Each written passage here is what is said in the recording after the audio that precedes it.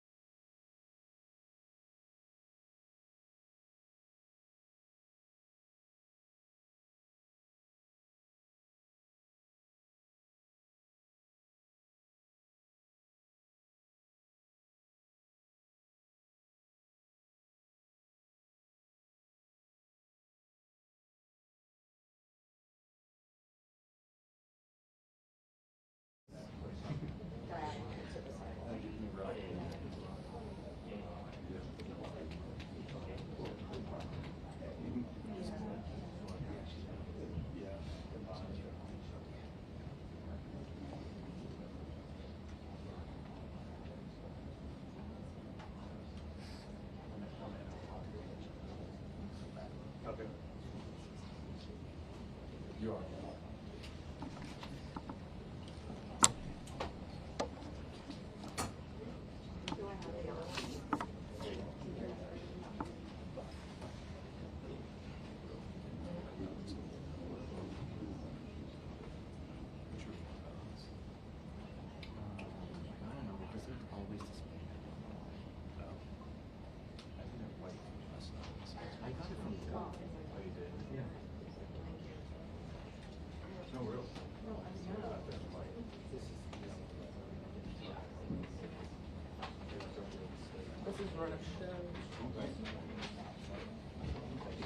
I have it, I think they do.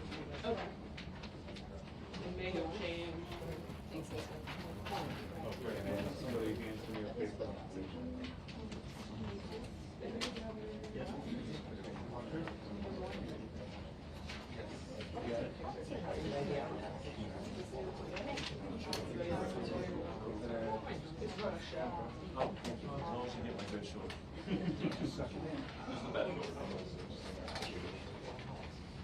Everybody good? You okay? I'm good. What line are you on, Jay? One.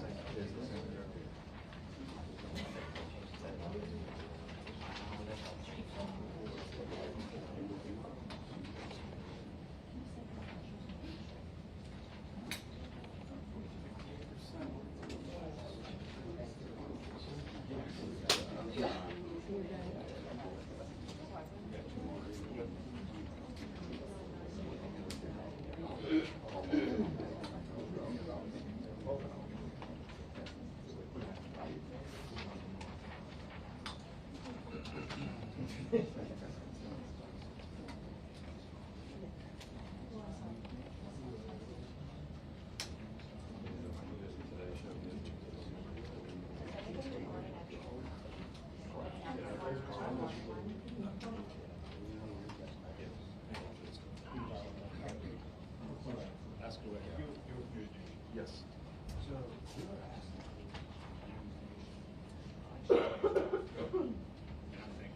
Why are we doing security? I have no idea what that's about.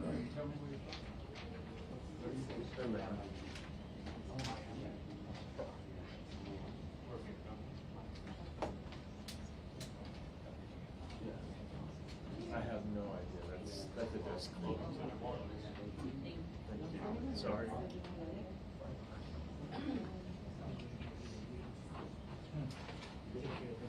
Hey. Yeah, I'm gonna do that. That's me too. Last night, so I was.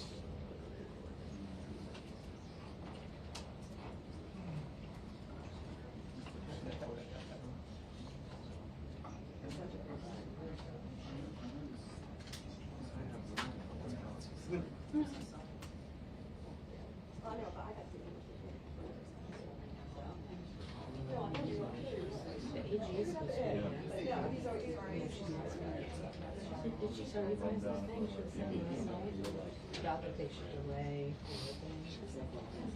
Or that they should delay the game, I'm sorry. Another day. Oh, okay. Yeah, she said they should delay it another day. Correct.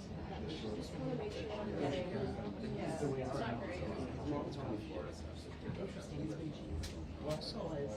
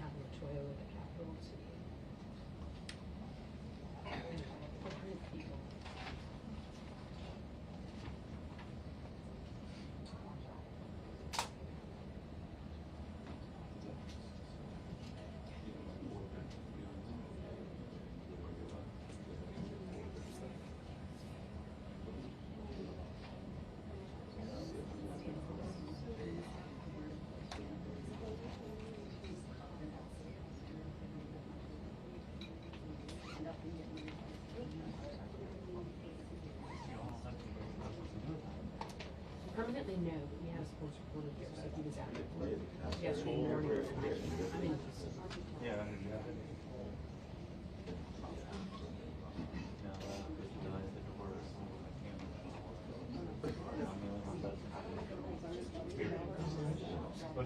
Yeah, me. You know how you gotta do your work, but I said, well, plan to take a photo. well, what they used to say in Texas, one riot, one riot. So in a pinch, everybody's got to do it these days.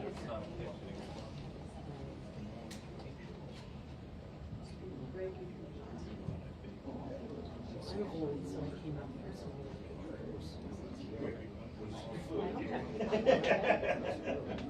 now it's only 3 days a week. It's advanced.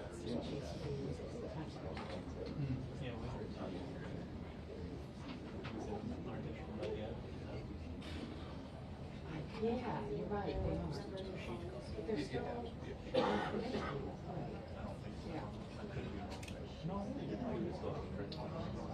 Is that 3 days a week? Because they went to 3 days a week and they weren't canceled. Wow. I was that one that was once a week. That was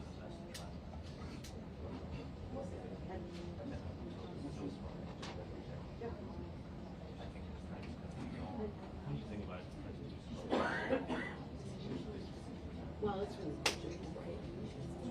once you get a physical copy, you can't get the whole thing. It makes no sense. You can nail Well, like features, things that are standalone stuff. You want to go back to look at it for like a reference. but not with the staff. Right.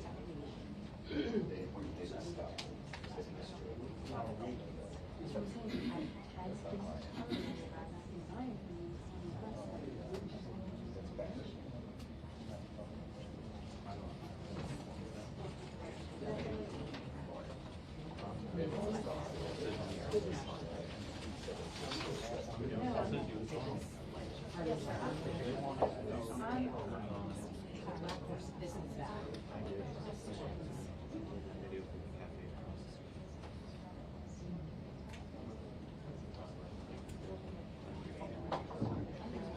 I have the same thing. Yeah, I'll never understand that. On the Texas Coast Guard, they have our their state guard. Oh, I thought you got your national guard. You're like, yeah, I'm a national. That's a lot. Just like, well, your TO, trying out that for How old do you think? a while. You look at this, I'm 47. Yes. But during the Iraq War, you have states on guard divisions deploying.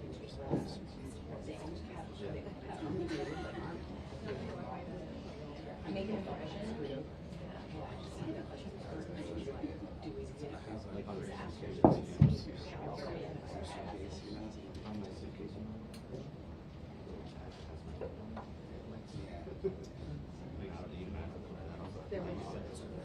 There was a guy from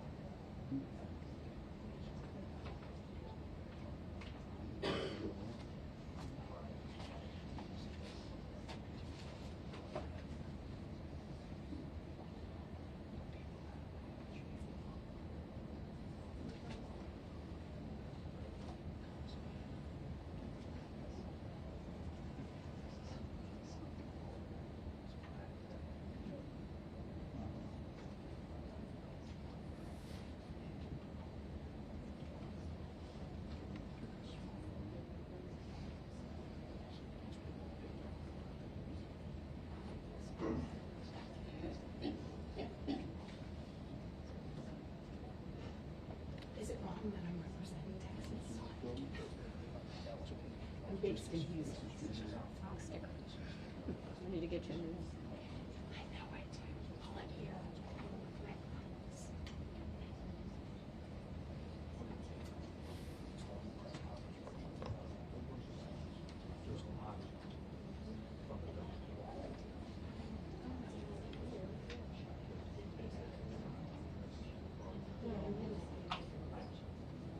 was happy to see Texas as a state is the best.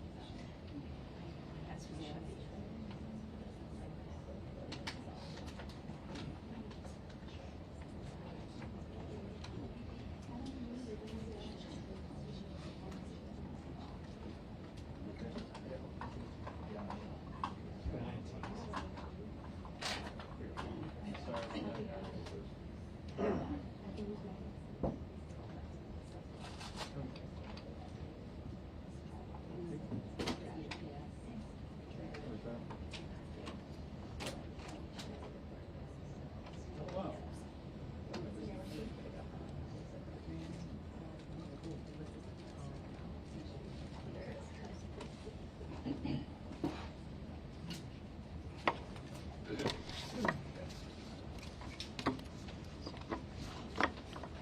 All right. Y'all all ready? We good?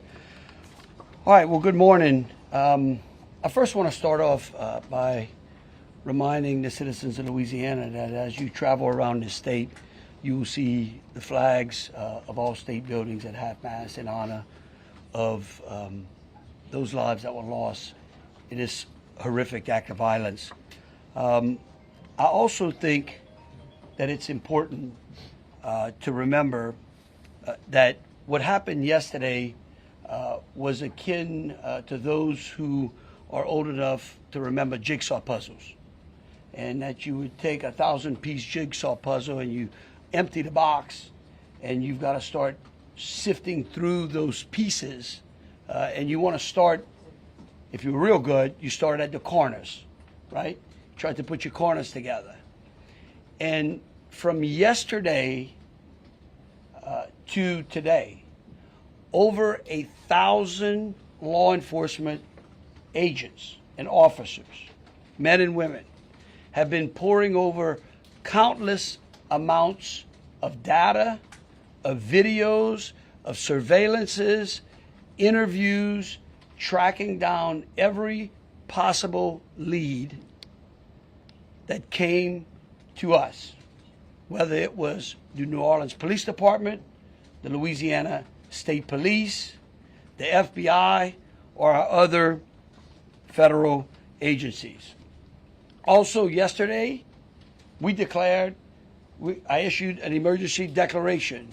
That declaration was meant to streamline resources and communications between state, local, and federal partners. And we're seeing the results of it. I also would like to remind everyone that what's going on in this city, in this state, is twofold.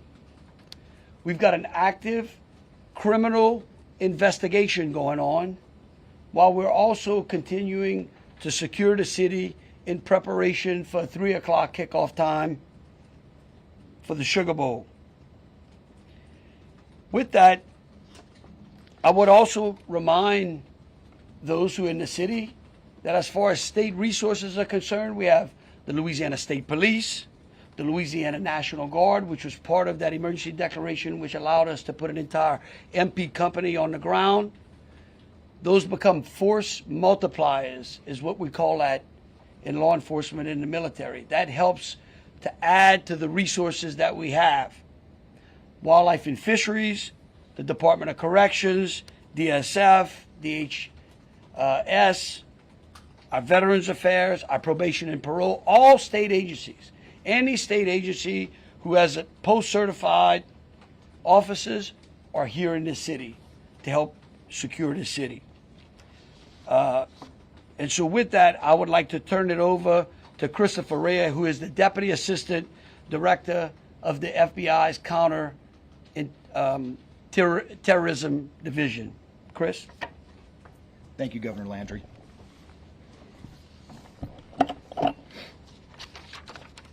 Good morning.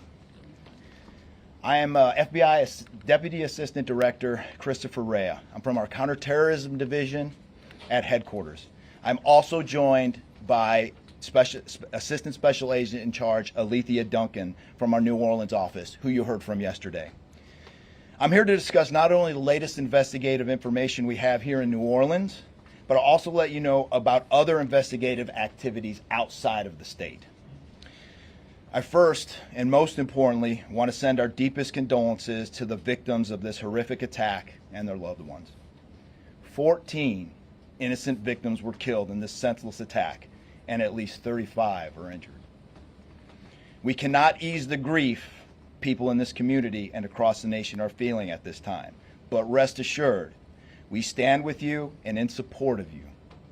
All the resources, and I'm going to go into that a little bit later, all the resources of the FBI are being focused on tracking down every piece of evidence, every lead, every interview, every potential lead we've got.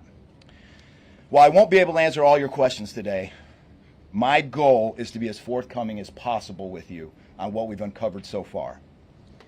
First and foremost, let me be very clear about this point. This was an act of terrorism. It was premeditated and an evil act. This was obviously a critical incident, and with that, lots of information and tips come pouring in from law enforcement, first responders, and the public. We have been aggressively running down these tips and information. As you all know, that takes time, and we will continue to do so until every lead has been followed through on. This investigation is only a little more than 24 hours old. So I ask you to keep in mind that as I go through some of the specifics later. But at this point, currently, and this is another fact I want to be clear on, we do not assess at this point that anyone else involved in this attack except for Shamsud-Din Jabbar, the subject you've already been briefed on. A little bit about what the FBI is doing. So we are surging people and assets to the area from across the region and across the nation. Special agents in multiple field offices across the country have been deployed and are assisting with potential aspects of this investigation and following up on every lead. Additional teams of special agents, professional staff, and victim specialists continue to arrive to provide more investigative power and assistance to the victims and their families.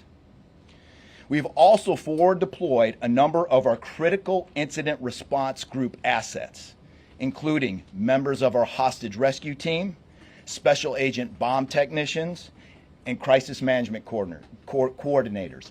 In addition, we have deployed more evidence response technicians to continue to process the various scenes that we have. So far, we have received just over 400 tips from the public, and that information is being followed up on both here in New Orleans and across the country. Some of the tips are here in New Orleans, and there are other tips in other states across the country that we are following up on. The FBI team and our law enforcement partners here are also reviewing hundreds of hours of surveillance and other video from both the French Quarter and other locations. As for a timeline, at this point, investigators believe Jabbar picked up the rented F-150 in Houston, Texas on December 30th. He then drove from Houston to New Orleans on the evening of the 31st, and he posted several videos to an online platform proclaiming his support for ISIS. There were 5 videos posted on Jabbar's Facebook account, which are time-stamped beginning at 1:29 a.m. and the last at 3:02 a.m. In the first video, Jabbar explains he originally planned to harm his family and friends, but was concerned the news headlines would not focus on the, quote, war between the believers and the disbelievers, end quote. Additionally, he stated he had joined ISIS before this summer. He also provided a will and testament.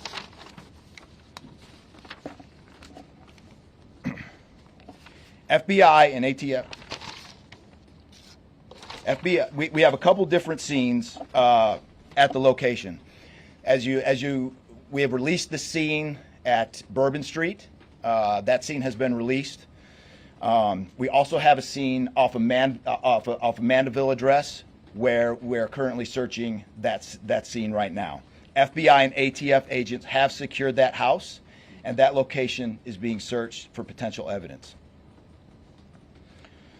On New Year's morning, Jabbar opened fire after ramming through a blocked-off area of Bourbon Street, used his truck as a weapon to run over the victims. Teams of specially trained victim specialists, again, as I said, are on the ground here in New Orleans, assisting survivors of the attack and loved ones of the deceased. We do not believe the public is in any danger around any of these locations. 3 phones linked to Jabbar have been recovered, and digital media exploitation is a priority to see what is on the devices and determine if there are any other potential leads. Additionally, we have recovered 2 laptops and are currently reviewing them for any potential leads. Those laptops were recovered at the Mandeville address. Evidence technicians will also be going over the F-150 truck Jabbar was driving. As you know, we recovered an ISIS flag from the back of the vehicle. Jabbar declared his support for the terrorist group on social media, as I stated before, as he made his way to New Orleans. FBI bomb technicians also recovered 2 IEDs in coolers, one from the cross-section of Bourbon and Orleans Street, and the second at an intersection approximately 2 blocks away. There were multiple reports of other devices. Those reports turned out to be misinformation or not actual functioning devices. Those are the only 2 devices that we've been able to recover that were functional. Both devices were rendered safe on scene. We did obtain surveillance footage showing Jabbar placing the devices where they were found. 2 other, as I said before, 2 other items of interest were determined not to be IEDs. A little bit about Jabbar. Jabbar himself was born in the United States and is a U.S. military veteran. We are looking in everything in his life. While we have interviewed many people who know Jabbar, we still need to talk to others. Whether you know Jabbar personally, worked with him, served in the military, or saw him in New Orleans or Texas, we need to talk to you. You may not think you have relevant information, but what you know could tie in to one of our investigative leads. Specifically, we want to talk to anyone who was in the French Quarter on New Year's Eve or early on New Year's Day. That includes people spotted near one of the 2 IEDs on Bourbon Street. The IED was inside a cooler, and many people stopped and looked at the cooler and then continued on their way. Let's be clear, again, we do not believe at this point these people are involved in this incident in any way. We want to speak to them as witnesses and want to know what they saw and when. I went down to the crime scene last night. It is very hard to put into words what it looked like and how difficult it was to see. Anyone with information can call us at 1-800-CALL-FBI or send digital tips to fbi.gov/Bourbon Street attack. Early this morning, evidence response teams finished their work at the crime scene. Bourbon Street has been turned over to the city of New Orleans. As you know, there's also an FBI investigation in Las Vegas. We are following up on all potential leads and not ruling everything out. However, at this point, there is no definitive link between the attack here in New Orleans and the one in Las Vegas. And again, I'll preface, as I close, I'll preface everything with what I started with in the beginning, which was this is very early in an investigation like this. Again, our thoughts and prayers are with the victims of this tragedy and everyone impacted across the country. They remain at the heart of our investigation. I also, although I've only been on the ground here a short time, I also want to express a sincere appreciation for our partners here, which include the U.S. Attorney's Office, HSI, ATF, the New Orleans PD, the Louisiana State Police, the Governor's Office, and countless others. At this point, I'm going to turn it over to the Special Agent in charge of ATF here, Josh Jackson.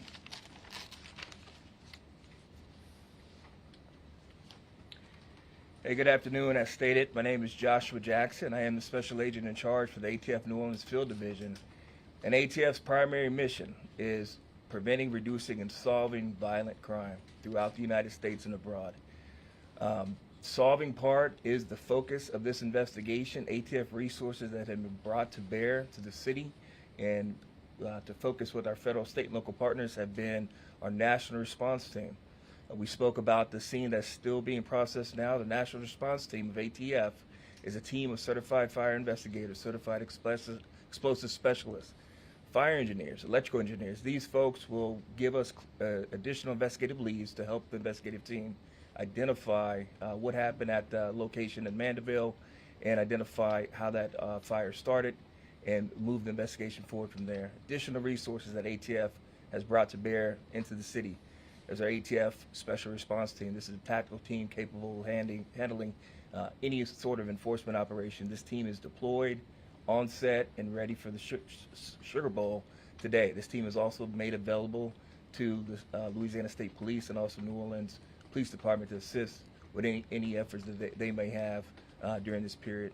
Additional resources, as the governor alluded to, he executed executive powers and had an emergency declared to where ATF was able to tap in to Emergency Support Function 13 resources. This allowed us to bring additional explosive detection canines so that we can safely sweep the city and safely sweep the Super Bowl in preparation for the game today. These resources will still be in the city as we lead up to the Super Bowl and through Mardi Gras. These type of ATF resources will be here. The last resources ATF has brought to bear, and probably the most important one, is our victim witness coordinators. These folks come in and they provide resources to the victims and the family members that have suffered greatly during this tragedy. The entire city hurts, but the victims and the family members are in need of resources and care long after this investigation wraps up. This time next year to be hard for the families and friends who suffered during this event. So our victim witness coordinators are working with the FBI, the City of New Orleans coordinators to provide resources to these folks out here. And as we move forward, ATF will be committed. We will work with the investigative team moving this investigation forward, but also we'll be here to make sure the city is safe and prepared as we move into the Super Bowl. And with that, I'm going to turn it over to our mayor of this great city, New Orleans. Madam Mayor. Thank you so much. Well, good morning once again. And I just want to just echo my thank yous to the unified command of our law enforcement partners and at every single level, federal, state, and governor. Governor, thank you for your partnership. Yeah, thank you. I also want to thank the residents and the visitors of the city of New Orleans for your patience, for your support, and most of all, your prayers. Our hearts and prayers continue to go out to the victims' families, and the city of New Orleans, we're resilient. And as I stated on yesterday, my focus in terms of a priority has been on our victims. As you heard, that yes, the FBI was able to clear Bourbon Street. And what that meant also for me in this city was that we were able to remove our victims, identify them, and notify their families. Real reverence. They mattered, the families matter, and matter to the city of New Orleans. In addition to that, I want to just thank again our federal partners in Washington listening to my plea personally for the additional resources to allow for the scene to be cleared, and again, attending to our victims. I walked by each one, and I did the sign of cross in my own way, because reverence, again, is important. So while we have been able to have Bourbon Street returned back to the city of New Orleans, and the due diligence has been done, that then allowed me to give the go-ahead to begin the cleaning of Bourbon Street. That started happening in the morning about 2 a.m. It was completed before 8 a.m. this morning. But that has really set the tone, I would say, and with the confidence that I have in the law enforcement partners, all of the resources that have been activated, how we have made sure that safety continues to be our top priority, how our assets have been deployed strategically, again, for the safety and the protection of our visitors and our residents in the city. And because of that, the confidence is there to reopen Bourbon Street to the public prior to game time today. The first order will be to allow for vendors to come in and service the businesses. That's important in order for us to stand up activation, as you know, Governor. And so with that, I want to reassure the public that the city of New Orleans is not only ready for game day today, but we're ready to continue to host large-scale events in our city because we are built to host at every single turn. I want to, again, thank all of those who responded to the FBI's call for information and tips. As you heard, that has been useful. Continue to do that. The investigation is still active and absolutely under the FBI's leadership. We will continue to operate and cooperate as we always have. So I want to also thank all of our partners for the added resources for victim and crisis management. We know that that's, again, important.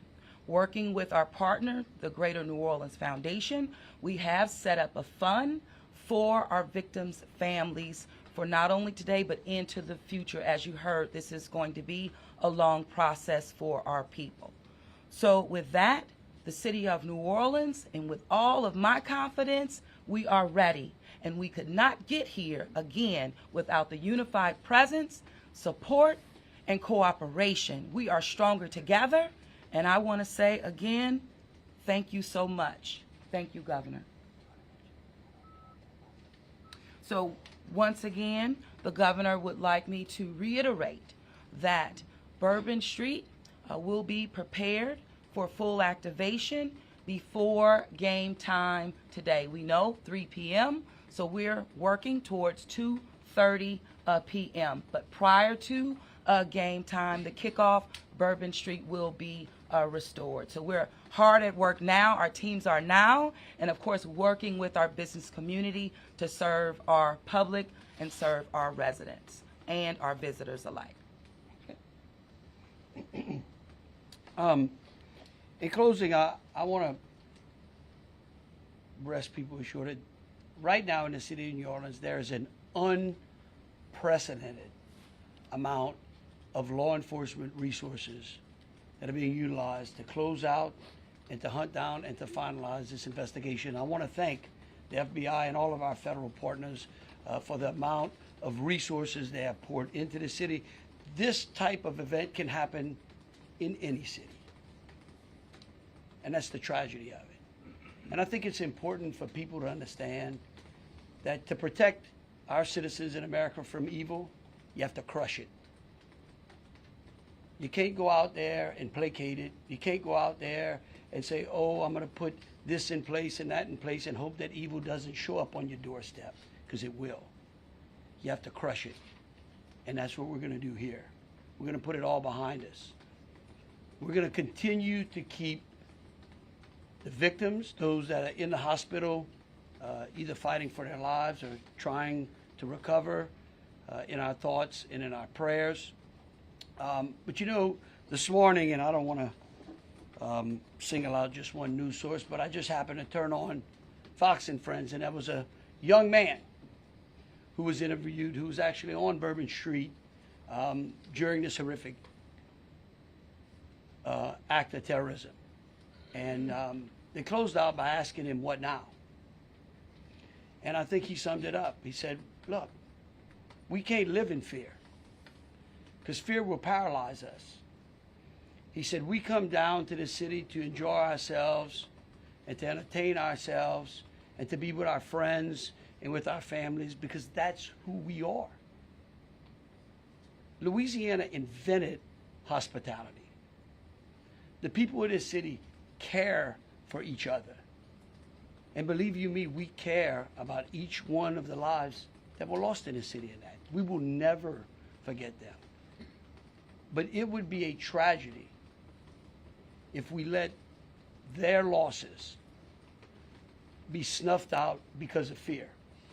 This city will be back. We will be open to family and friends and loved ones who want some time to relax from the pressures of life.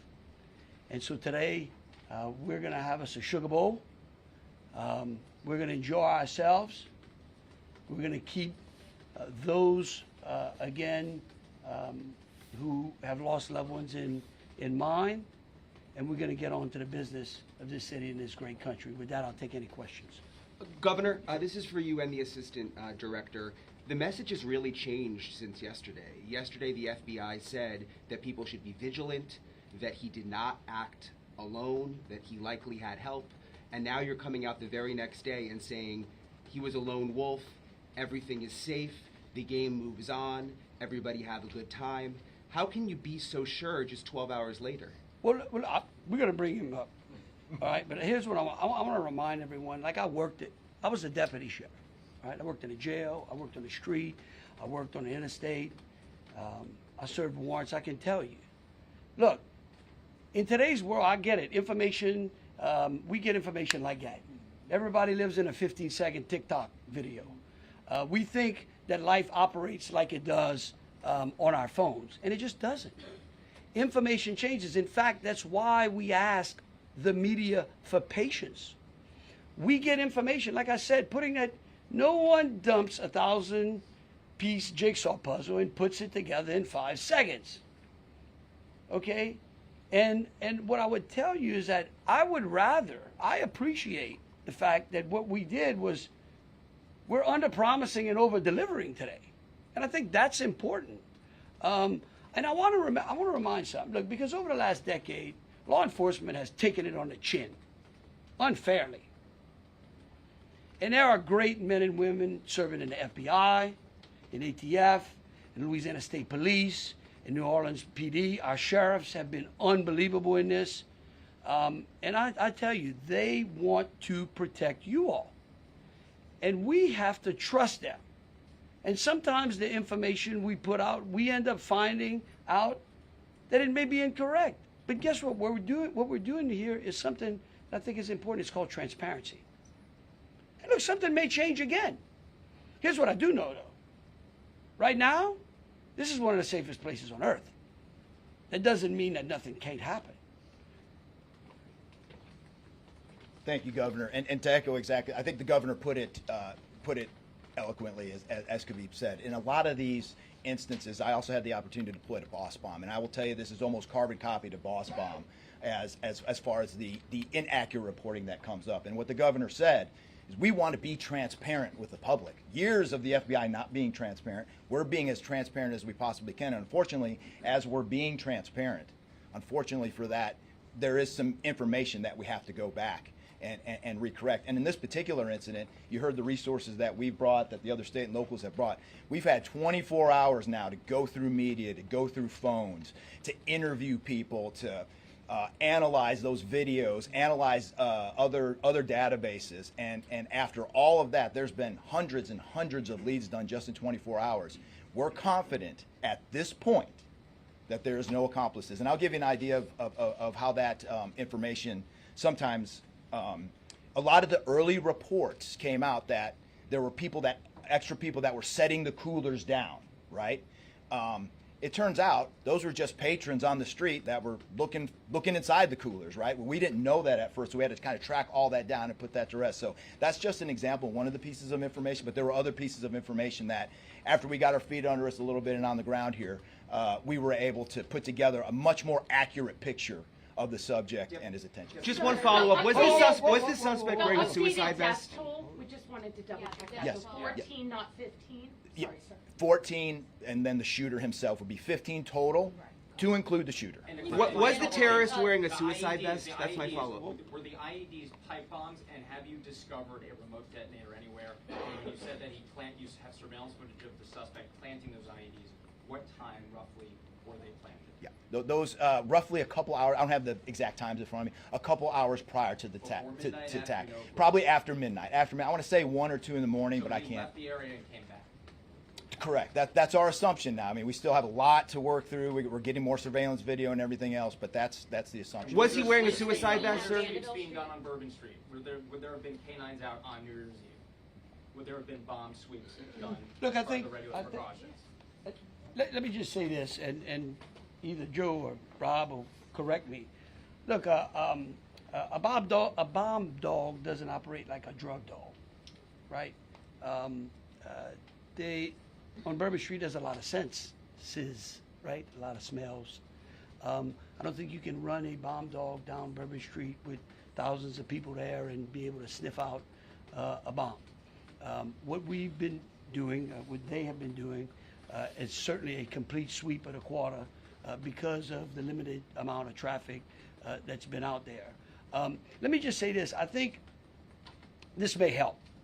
It would be my hope that as some additional time goes through, maybe closer to maybe the beginning of next week, we will, if we've got it to what extent buttoned up as we could, I would work with the FBI and the city, and maybe we can come up with a timeline to be able to get you those information, kind of walk everyone through from day one through. I think it's extremely premature, and you're really putting us on some speculative grounds to ask some of those questions, because again, it's only been 24 hours.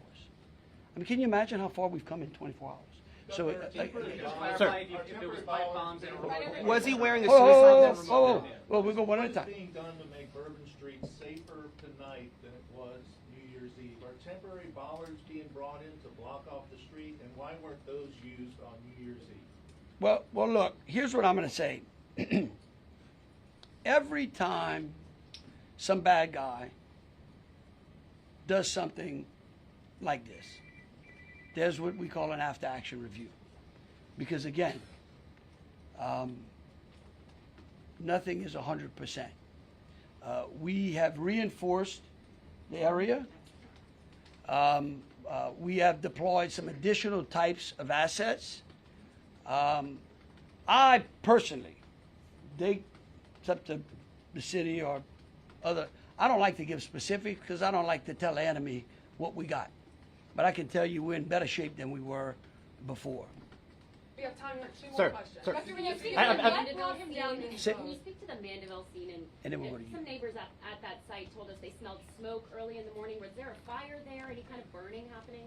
Yeah, Do you great. still believe that fire happened after the suspect was killed? That's correct. Yeah, I'll move to 18. I do want to address the suicide vest question. I want to kill that one right away. There was no evidence that the subject was wearing a suicide vest at all. So I will turn the Mandeville stuff over to ATF. Yeah, as to the fire at the Mandeville scene, so our working theory now is that the fire started after Jabbar was already deceased. There's a lot of different ways that can happen. You could have different time devices. You could have a long cord that extended that time. You could also have pressure cookers that were put on top of the stove filled with gasoline, and then it went off. There's a lot of different ways to do it, but that is why our ATF National Response Team is here to answer those questions and get that investigative lead back to our team. So more to come on that. We're still processing that scene. We're out there right now. Are you able to Sir. how he became radicalized over all of this time, what brought him to Bourbon Street? Do we understand, was there any international travel involved? What led him down this path to this sort of radicalization? Sure, a lot of questions we're still asking ourselves. We know that he specifically picked out Bourbon Street. Not quite sure why. I mean, I think one can assume that it was lots of people New Year's Eve, with a target for an attack. That's the stuff in the coming days, as far as that path to radicalization, that we're really going to be digging into and making a priority of. So, what I can tell you right now is that he was 100% inspired by ISIS, and so we're digging through more of the social media, more interviews, working with some of our other partners to ascertain just how to ascertain a little bit more about that connection. Sir, we're gonna do one more. Kate? Right there. You've had your hands up for a while. Sir. Yeah, thank you. I appreciate it. It's actually for Special Agent Ryan. Sir, I prefer those. In order to reassure people, would you be able to explain the analysis and evidence that has led to this most recent understanding that he was a lone actor and that there is, at this point, at least from your understanding, no further danger to the public? Sure. I think a lot of that, multiple interviews, the hundreds of interviews that we've conducted so far, the social media review that we've done of his accounts, by my count now, the 5 devices we have, the 3 cell phones and the 2 laptops, been able to initially triage or go through that, and there is just nothing to indicate through call records, through anything on those devices, through interviews, through anything in our systems, that he was aided in this attack by anybody. And again, I have to caveat, like the governor said, this is 24 hours into it, and that could change. But right now, we've got a much better picture and much more confidence on what we were dealing with than we were just 24 hours. Thank you all so very much. Again, we are going to try to get y'all as much information as possible. So any additional information will be put out through press releases. Thank you so very much. Are we going to be making Bourbon Street pedestrian only, or are we going to be allowing cars to drive? Pedestrian.